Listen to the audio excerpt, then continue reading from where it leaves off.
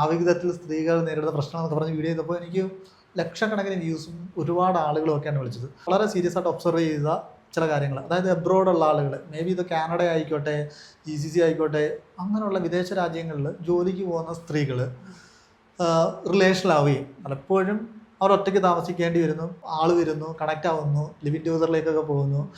എപ്പോഴും ഇതിനൊരു സ്റ്റോറി ഉണ്ട്, അതായത് ഒരു പുരുഷന് നാട്ടില് ഭാര്യയായിട്ടുള്ള സിങ്കപ്പ് കുറവ്, അവരുടെ ആ റിലേഷൻ മെയിൻറ്റെയിൻ ചെയ്തു, പിന്നീട് ഇവർ ഭയങ്കര ഇമോഷണലി ബോണ്ടാവുന്നു, പിന്നീട് ഒരു പർട്ടിക്കുലർ ഒരു ഹണിമൂൺ സ്റ്റേജ് കഴിഞ്ഞ് റിയാലിറ്റി കേസ് കഴിഞ്ഞ് ബ്രേക്കപ്പിലേക്ക് വരുന്നു. It's normal. അത് കഴിഞ്ഞിട്ട് ഇവർ ഇമോഷണലി കണക്ട്, ഈ സ്ത്രീ കടന്ന് കരഞ്ഞ് നമ്മളെ വിളിക്കാറുണ്ട് ഒരുപാട് ആളുകൾ. അങ്ങനെ വിളിക്കുന്ന ആളുകൾക്കൊക്കെ പലപ്പോഴും ഇൻസ്റ്റന്റ് റിലീഫ് ഒക്കെയാണ് കിട്ടുന്നത്. പെട്ടെന്ന് നമ്മളെ വിളിച്ചിട്ട് ഞാൻ തകർന്നു മാറണം എന്നൊക്കെയാണ് പറഞ്ഞത്. ഇത് റിയാലിറ്റിയാണ് കേട്ടോ, റിയാലിറ്റിയാണ്. അപ്പൊ ഇങ്ങനെയുള്ള സ്ത്രീകളോട് മാമിന് എന്താണ് പറയാനുള്ളത്? എന്തുകൊണ്ടാണ് ഇതിങ്ങനെ സംഭവിക്കുന്നത്? ഇതൊരു പാറ്റേൺ ആണോ? ഇതിനുള്ള കറക്റ്റായിട്ടുള്ള സൊല്യൂഷൻ എന്താ? നോർമലി നമ്മുടെ മനസ്സിലൊരു കാര്യമുണ്ട്, ഇപ്പം ഒരു എക്സ്ട്രാ മാരിറ്റൽ ലൈഫ് എന്ന് പറഞ്ഞാൽ ഇന്ന് അത്ര വലിയ സംഭവമൊന്നുമില്ല. ഒരു 10 വർഷം മുന്നാണെങ്കിൽ ഇത് വലിയൊരു സംഭവമായിരുന്നു അല്ലേ. പക്ഷേ ഇന്ന് ഈ പറഞ്ഞ പോലെ ആളുകളൊന്നും വലിയ കാര്യമായിട്ട് എടുക്കുന്നില്ല ഇതിനെ പറ്റിയിട്ട്.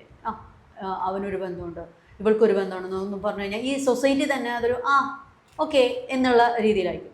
പക്ഷേ അത് അനുഭവിക്കുന്ന ആളുകൾക്ക് അത്ര വലിയ ഈസി ഒന്നുമില്ല കേട്ടോ. അന്നത്തെ പോലെ തന്നെ ഇന്നും ഒരുപാട് ടെൻഷനിലൂടെ തന്നെയാണ് അവർ കടന്നത്. ഇതിൽ പറയുന്ന ഒരു കാര്യം എന്ന് വെച്ച് കഴിഞ്ഞാൽ, മെയിൽ അതായത് പുരുഷൻ സ്ത്രീകളുമായിട്ട് അടക്കുമ്പോൾ അവനറിയാം അവൻ്റെ ഇൻറ്റൻഷൻ എന്താണെന്ന് കൃത്യമായിട്ട് അവനറിഞ്ഞത് തന്നെയാണ് ഒരു സ്ത്രീയായിട്ട്. അതായത് വിവാഹിതനായിട്ടുണ്ട് ഒരാൾ, ഒരു വിവാഹിതയായിട്ടുണ്ട് ഒരു സ്ത്രീയുടെ അടുത്ത് പോകുന്നത്, അല്ലെങ്കിൽ വിവാഹം കഴിക്കാത്ത ഒരു പെൺകുട്ടിയുടെ അടുത്തായാലും വിവാഹിതനാണെങ്കിൽ പോകുന്നത് കൃത്യമായിട്ട് ഒരു അജണ്ടയും കൊണ്ടിട്ടാണ്. എനിക്ക് അവളായിട്ട് ഒരു ഫിസിക്കൽ റിലേഷൻഷിപ്പ് വേണം എന്നുള്ളത് അവൻ്റെ ഉള്ളിൽ വളർന്നു വന്നൊരു കാര്യമാണ്. അവൻ പെട്ടെന്ന് എടുത്തെടുത്ത സ്വഭാവങ്ങളല്ല, അത് പുരുഷനിൽ അങ്ങനെയാണ്. അവൻ എപ്പോഴും ഫിസിക്കലി അറ്റാച്ച്ഡ് ആവാനാണ് ശ്രമിക്കുന്നത്.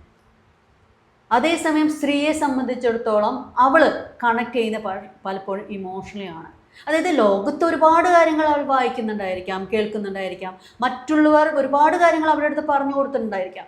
പക്ഷെ അവൾ എന്താ വിചാരിക്കണമെന്ന് വെച്ച് കഴിഞ്ഞാൽ, ലോകത്ത് ഇങ്ങനെയൊക്കെ നടക്കുന്ന ആളുകളുണ്ടായിരിക്കാം, പുരുഷന്മാരുണ്ടായിരിക്കാം, പക്ഷെ ഞാൻ സ്നേഹിക്കുന്ന ഒരാളില്ലേ, അവനൊരിക്കലും എൻ്റെ അടുത്ത് ഇങ്ങനെ ചെയ്യില്ല, എനിക്ക് എൻ്റെ അടുത്ത് ഇങ്ങനെ ചെയ്യാൻ അവന് പറ്റൂല.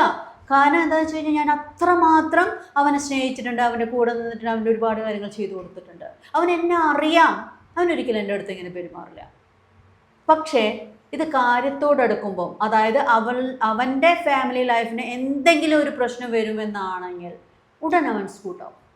നിങ്ങൾ അതുവരെയും പറഞ്ഞിരുന്ന പഞ്ചാര വാക്കുകളോ തേനെ എന്തൊക്കെ ഉപയോഗിക്കുന്നുണ്ടോ, ഇപ്പം എല്ലാവരും വിളിക്കുന്നത് ബേബി അല്ലേ, വാവേ എന്നൊക്കെ നിൻ്റെ വിളി ആ നിമിഷം സ്റ്റോപ്പാവും. അവൻ്റെ മേൽ തൊട്ട് കളിക്കുന്ന ആ നിമിഷം, അവൻ്റെ കുടുംബത്തിന് എന്തെങ്കിലും ബുദ്ധിമുട്ട് വരുത്തുന്ന ഒരു നിമിഷം, അവനപ്പോൾ സ്കൂട്ടാവും. അപ്പോൾ നമ്മൾ അറിഞ്ഞിരിക്കണം, എല്ലാ പുരുഷന്മാരും എന്ന് ഞാൻ പറയുന്നില്ല, 99.9 പുരുഷന്മാരും അങ്ങനെയുള്ളവരാണ്. അതായത് ഒരു നിമിഷത്തെ ഒരു സന്തോഷം, സുഖം, എനിക്കൊരു മനസമാധാനത്തിന് വേണ്ടി മാത്രമാണ് അവളായിട്ട് അടുപ്പത്തിലായതും അവളായിട്ട് ഒന്നിച്ച് ജീവിച്ചതും. അപ്പോൾ ചിലരുടെ അടുത്ത്, നമ്മളുടെ അടുത്ത് വരുന്ന മിക്ക കോളും ഇങ്ങനെയുള്ളതാണ്.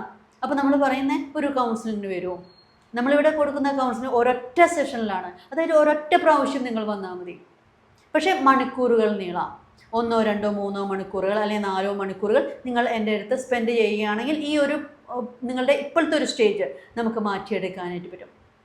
ചിലർക്ക് കൗൺസിലിംഗ് ഒരുപാട് സഹായിക്കുമെങ്കിൽ ചിലർക്കത് അത്ര അങ്ങോട്ട് യേശുവില്ല, അത് ഉപകാരപ്പെടില്ല. അപ്പോൾ അവർക്ക് വേണ്ടി നമ്മൾ ഹിപ്നോതെറാപ്പി ചെയ്തു കൊടുക്കാറുണ്ട്. തെറാപ്പിയുടെ ഓരോ ഘട്ടങ്ങളിലേക്കും പോവുകയാണെങ്കിൽ തീർച്ചയായിട്ടും ഇത് അവരിൽ നിന്ന് ആ ഇൻറ്റൻസിറ്റി കുറയ്ക്കാനായിട്ട് സഹായിക്കും.